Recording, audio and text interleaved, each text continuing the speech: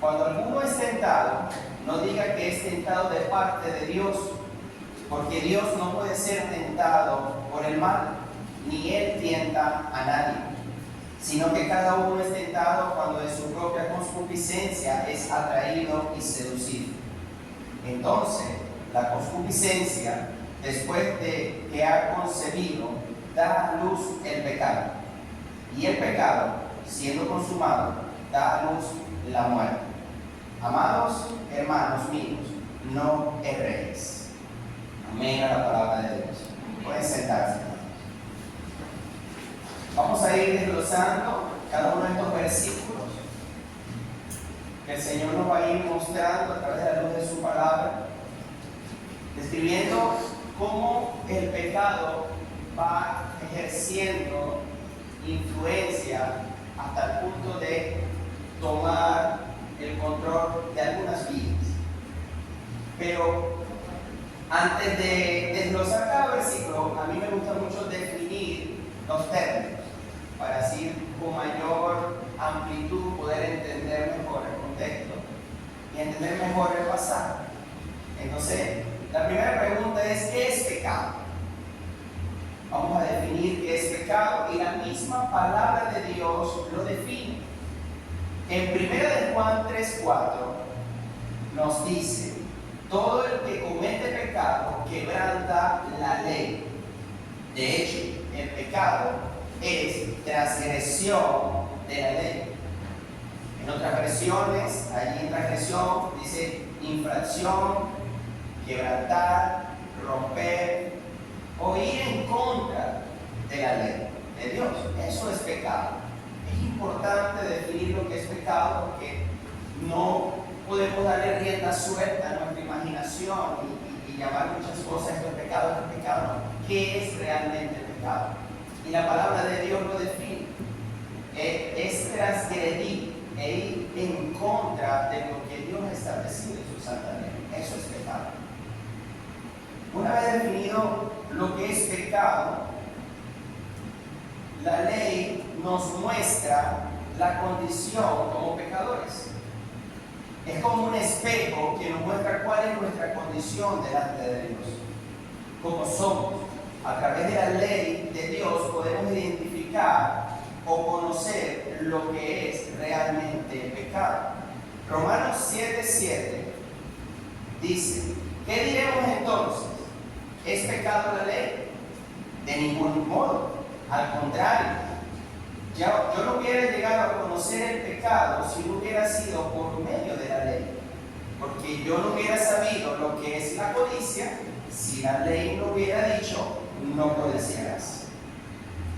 Por eso entonces podemos ver que la mentira es pecado, porque la palabra de Dios dice no debes mentir.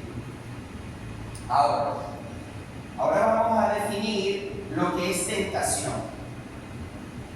Según el diccionario de Northwestern de 1828, tiene 3 menciones como definición de la tentación. Dice: incitación de las pasiones. 2. El estado de ser seducido a hacer el mal. 3. Lo que se presenta a la mente como un incentivo para el mal. Entonces podríamos decir que es un estímulo de nuestros deseos. Quiero hacer una distinción entre lo que es tentación y lo que es prueba.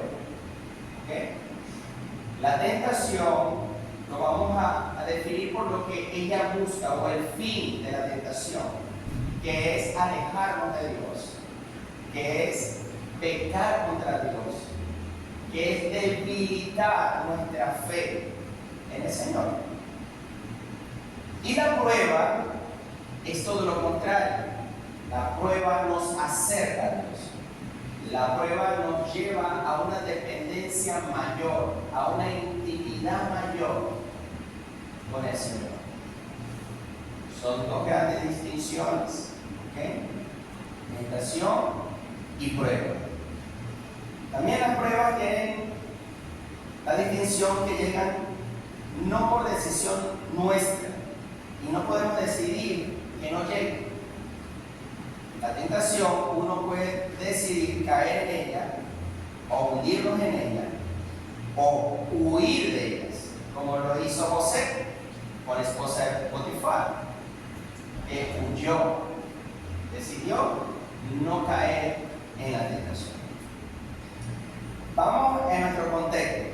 Santiago capítulo 1, del 13 al 16. Vamos a leer los dos primeros versículos.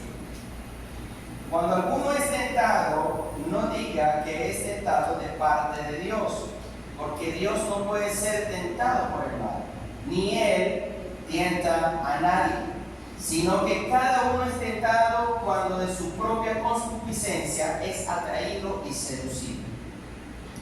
Aquí podemos observar que Dios no desea que andemos buscando culpables o nos justifiquemos como lo hizo Adán en el jardín, el cual tuvo la osadía de culpar a Dios, ya que indirectamente lo hizo. Leo textualmente Génesis 3:12. Y el hombre respondió: la mujer que me diste por compañera me dio del árbol y yo comí. Indirectamente le estaba diciendo a Dios: te recuerdo que fuiste tú quien me dio la mujer.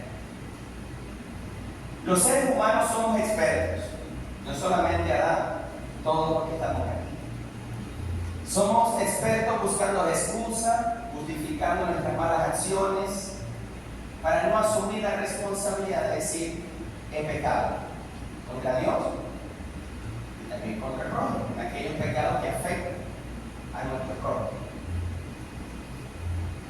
Después que los primeros humanos pecaron, todo fue afectado. Recordemos un poco cómo fue ese principio.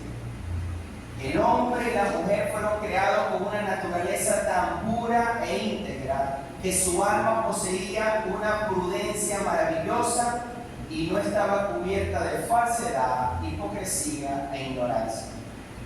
Fruto por el cual ahora no hay en nosotros más que vanidad y tinieblas. En consecuencia, había un anhelo sincero de obedecer a Dios y gozar de todo lo bueno.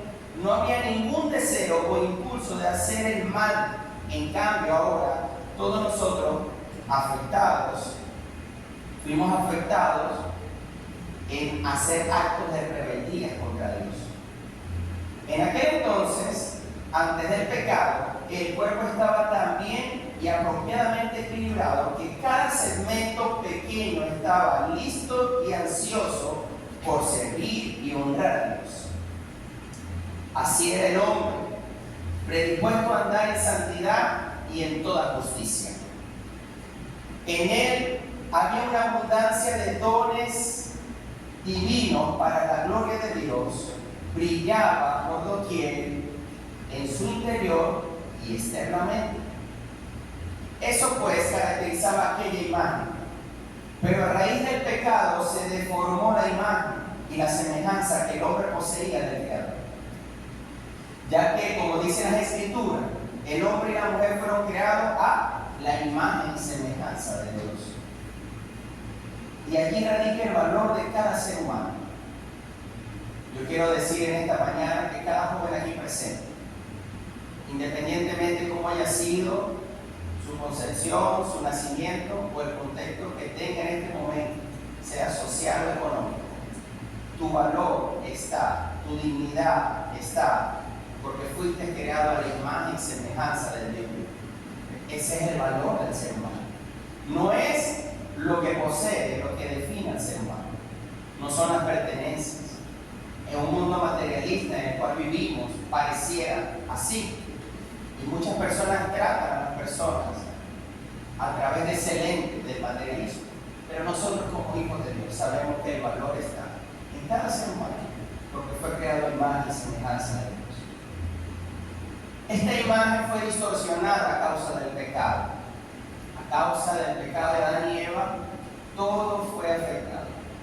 Por gracia de Dios, no fue en su totalidad arrancada o quitada la imagen en el ser humano. Pero sí hay una distinción de lo que fue al inicio a lo que es ahora. Esta naturaleza caída brinda un terreno bien abonado, ¿ok? y dispuesto para que crezca la semilla del pecado. Por eso el versículo 14 dice: sino que cada uno es tentado cuando de su propia concupiscencia, podemos decir de sus propios deseos, es atraído y seducido. Es importante destacar que en todos los versículos que estamos leyendo, que he citado, no se nombra a Satanás. Pero algunos cristianos lo incorporan diciendo con expresiones: oye, Satanás me tentó y caí en pecado.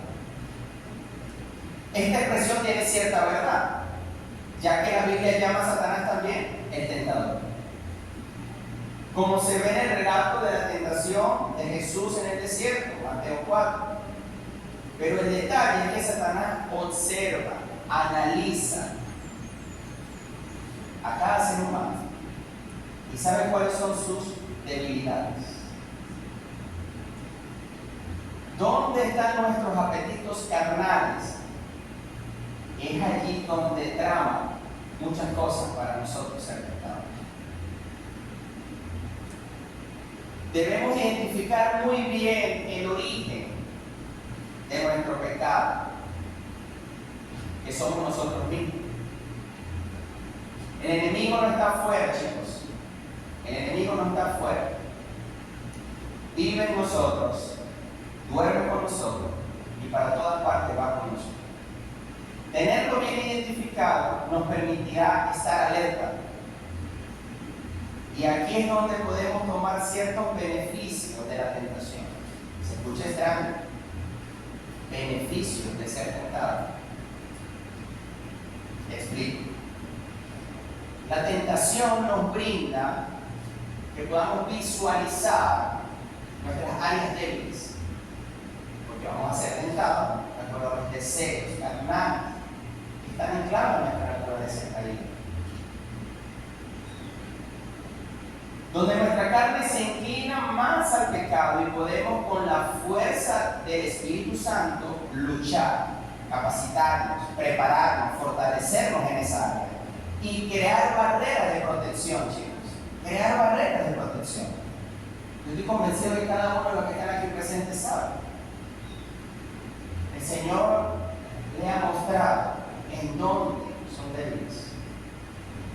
En dónde es como de repente nosotros decimos: aquí hay como una conchita allí y resbalamos. No deberíamos de caminar cerca entonces de un lugar donde sabemos que podemos resbalar y caer.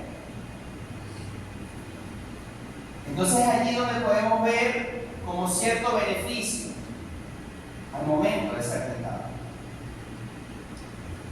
Apuntar la espada en el lugar correcto, buscar los versículos que atacan allí esa área donde soy débil para buscar fortaleza en la palabra de Dios.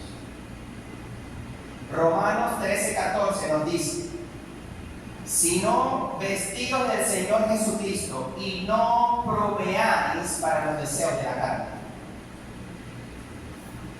Entonces estaríamos identificando esa área donde pues podemos ser blanco fácil para ser tentados.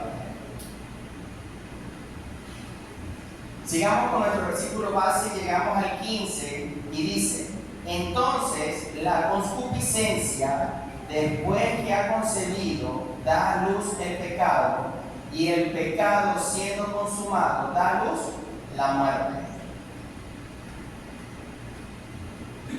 Voy a leerlo de nuevo. El 15. Entonces, la concupiscencia, ¿a quién apunta? O sea, el deseo que llevamos por dentro, ¿ok? Los impulsos de la carne.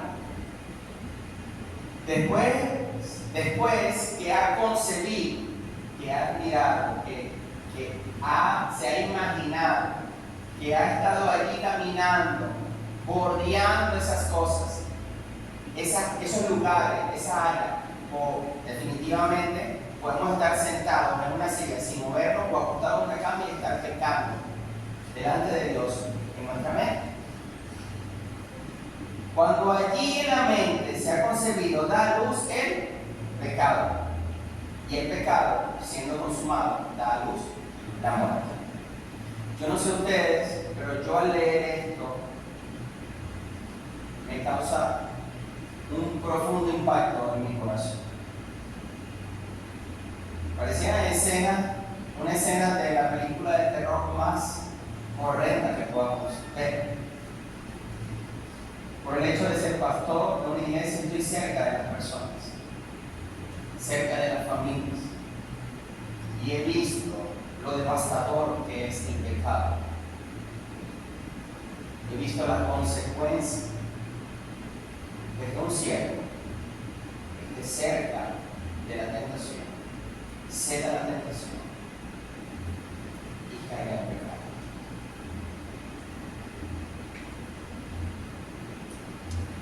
Ustedes también lo ven alrededor de ustedes.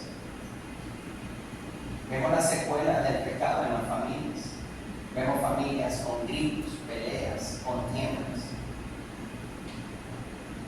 Vemos relaciones entre familias totalmente fuera de los afectos correctos que nos demanda la palabra de Dios tener por nuestro prójimo, con nuestros familiares, inclusive dentro de nuestras propias iglesias también. Y aquí podría nombrar muchísimas cosas, como vemos como el pecado del adulterio causa estrago en los matrimonios. Vemos como jóvenes y niños son abandonados por aquellos que Dios designó para amarles y protegerles. Todas estas cosas, por eso que al leer este pasaje puedo bordear, puedo ver y observar el peligro que es no hacer barreras de protección en nuestra vida, no prepararnos y capacitarnos. Y aquí podría hablar de muchas cosas. Vemos los estragos que hace el pecado de ver pornografía en la vida de un joven, las secuelas que deja luego a futuro en su sexualidad, cuando a futuro llegan a casarse.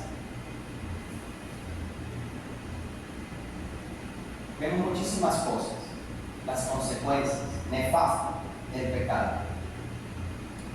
Podemos hablar, de muchísimas áreas, de la política, la laboría, la feminidad, la economía. Todo ha sido afectado por el pecado. Aquí quiero hablarte de cómo funciona este proceso destructivo, que inicia muy sutilmente. Solo una mirada, solo un olor, solo un roce, un tacto. Pequeñas cosas. Recordemos lo que pasó con el rey David. Solo bastó caminar por el balcón y solo una mirada. Solo una pequeña y simple mirada. Y fue escalando, porque el pecado no pide permiso. Voy a citar aquí un hermano, John Owen, escribió una famosa frase: mata el pecado o el pecado te matará a ti. Y es así, literal, jóvenes que están aquí. Claro, los únicos que están dotados para poder vencer el pecado son aquellos que han nacido de nuevo, que Dios le ha dado la vida, ya que los que no son hijos de Dios están muertos en sus delitos y pecados. Más bien los impíos, los no creyentes, se gozan en la práctica del pecado, pero los creyentes, los que han sido regenerados, cambiados, el Señor cambia el duro corazón de piedra y coloca un corazón de carne sensible a su palabra, a las cosas de Dios. Rechazan y odian el pecado. Hay una lucha dentro de ellos. Y es una de las evidencias más resaltantes entre los cristianos. y los no cristianos, que es la lucha que hay en la mente contra el pecado. La pregunta que hago en esta mañana: ¿has tenido esa lucha en tu mente? ¿Tienes esa lucha en tu mente contra aquello que sabes que está mal? ¿O no hay ninguna lucha? Es para reflexionar. La palabra de Dios nos exhorta a evaluarnos y a examinar nuestra fe para ver si es genuina o simplemente soy oidor o activista de esta iglesia o de otra iglesia, aparentando una falsa piedad. Hablo como cristiano, actúo como cristiano, pero no soy realmente un hijo de Dios.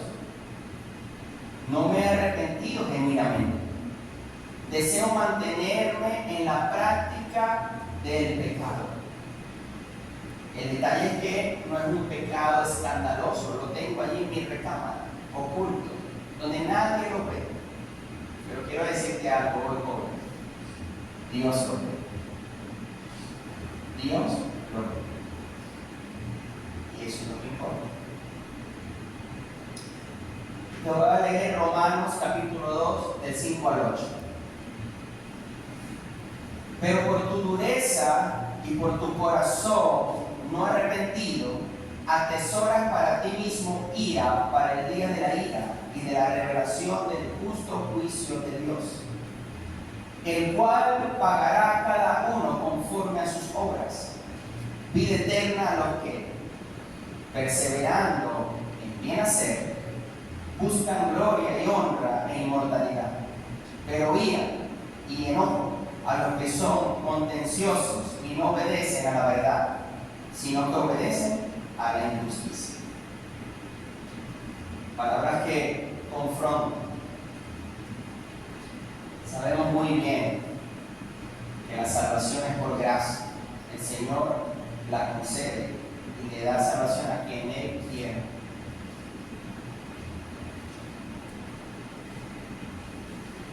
Pero está disponible para todos aquellos que creen. Muchos experimentan culpabilidad de sus actos pecaminosos, cierto remordimiento, pero arrepentimiento genuino, quizás no. Y lo vemos desde el jardín del Edén. Adán y Eva se escondieron, sintieron pena y vergüenza, que es una de las consecuencias que el pecado nos muestra. La tentación solamente demuestra el grado o el nivel de placer, pero no te muestra cuando caes en pecado las consecuencias. Una de ellas es la pena y la vergüenza que llevó a Adán y Eva, los primeros seres humanos que transgredieron la ley de Dios, a esconderse y buscar tapar su pecado. Todos tenemos una conciencia que nos acusa. El detalle es que la práctica del pecado, la constancia en quebrantar la ley de Dios, va cauterizando esa conciencia hasta el punto de neutralizarla por completo. Y el pecado no queda neutral, él va creciendo hasta destruirte. Y no solo a ti, sino también a las personas que hay a tu alrededor.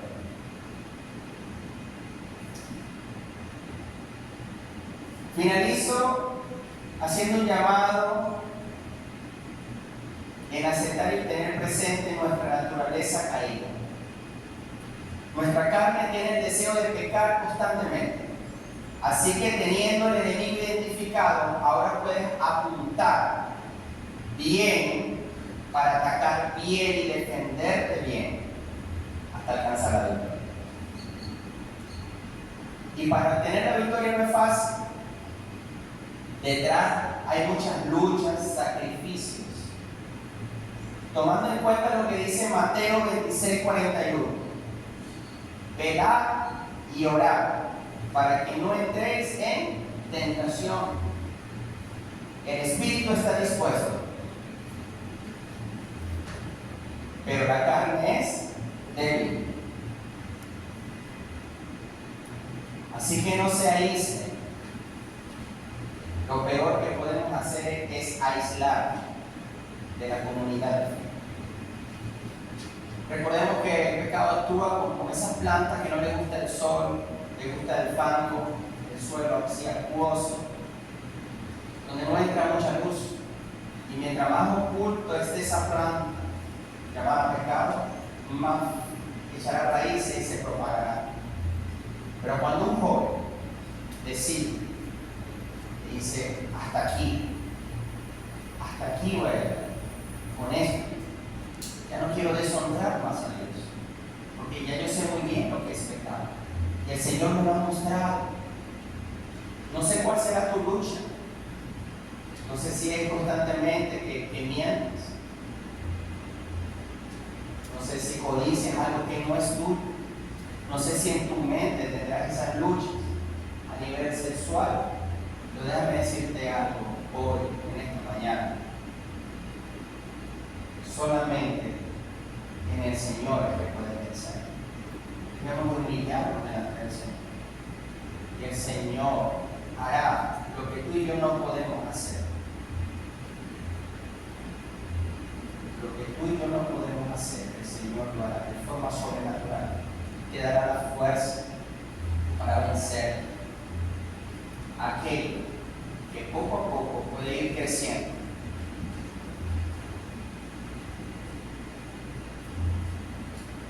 Trabajen en equipo como iglesia. La iglesia está formada por pecadores que han sido perdonados y que han experimentado el gran amor, misericordia y favor de Dios. Por ello debemos de apoyarnos. Así que ve, joven, que tienes al lado, denle la mano al joven que tiene al lado. Denle la mano al que tiene al lado. Ustedes denle la mano al joven que tiene al lado. Le va a mirar los ojos y vamos a trabajar en equipo. Le va a decir, mira, a partir del lunes te voy a desafiar a que nos levantemos a las 4 de la mañana para orar. Te voy a mandar un mensaje. Si no me contestas, te replicaré. Si no me respondes, te llamaré. Y si no contestas, ese día te voy a visitar. Hermanos, es una gran bendición estar en una comunidad. Y debemos de apoyarnos unos a los otros, hacer alianzas. Eso es la cristiandad. Edificándonos, exhortándonos, animándonos. Eso es una amistad que bendice. Esa es una amistad que glorifica a Dios. Eso es vivir en la cristiandad. Les aseguro que Dios les bendecirá y recompensará su obediencia. El último versículo del estudio del libro de Santiago, el 16, dice: amados hermanos míos, no erréis. Finaliza con un gran amor pastoral allí. Amados hermanos míos.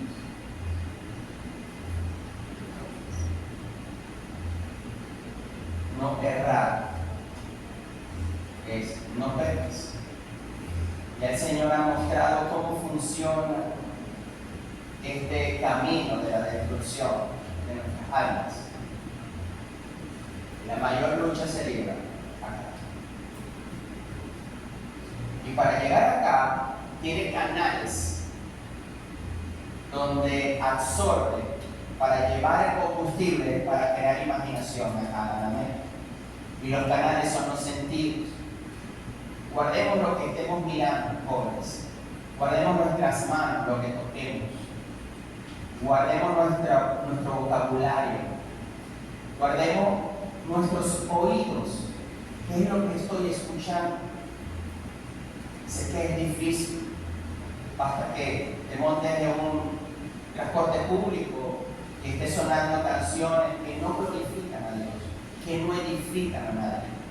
Más bien impulsa a que la gente peque más. ¿Qué vas a hacer? Bueno, me bajo y me voy caminando. ¿Qué vas a hacer? No podemos aislarnos del mundo. estamos en el mundo. ¿Qué debemos ser? Debemos ser sal y luz. Debemos ser sal y luz. Solamente es posible a través de la obediencia a la palabra de Dios. Hay muchas iglesias en nuestra ciudad, muchas, pero hay poca transformación. Y la gran diferencia, y lo vemos a través de la historia de la iglesia, donde hombres y mujeres le creyeron a Dios, y aunque sus vidas estaban en riesgo, muchos murieron, pero obedecieron, y eso transformó las naciones. Dios les bendiga. Quiero orar por ustedes. Sé que no es fácil hablar de esto, escuchar. Quizás allí donde estás sentado, tu conciencia te ha dicho algo, pero tenemos a un buen Dios que fue tentado en todo, pero nunca pecó. La vida que tú y yo no podemos vivir a causa de esta naturaleza, Cristo la vivió por ti y por mí. Y por esa razón hoy estamos aquí, para adorarlo, para entregar toda nuestra vida a Él. Él cuida a su pueblo y Él puede cuidarte a ti hoy, que has venido en esta noche. Vamos a orar. Señor, te doy gracias por este tiempo donde hemos escuchado tu palabra. Tu palabra es viva y eficaz. Ayúdanos, oh buen Dios, a que ella penetre en lo más profundo de nuestro ser. Ayuda a cada joven, Señor, aquí presente, a mantenerse en santidad, a anhelar la santidad, a rechazar el pecado, a alejarse de las áreas donde ya tú le has indicado, le has exhortado, que son lugares de alto nivel para poder caer en pecado. Dale de tu fuerza. Tú, oh buen Dios, no nos has dado un espíritu de temor, de cobardía, sino de poder, dominio propio y de amor. Ayuda, Señor, a estos jóvenes, que es y son la nueva generación. Cuando ya nosotros estemos en el polvo, mi mayor anhelo es que cada uno de ellos glorifique el nombre de Dios. La gloria de Dios sea expandida por toda la tierra. Guarda a estos jóvenes, Señor. Bendice sus vidas y concédele arrepentimiento. En el nombre de Jesús, amén. Amén, amados. Dios les guarde, les bendiga.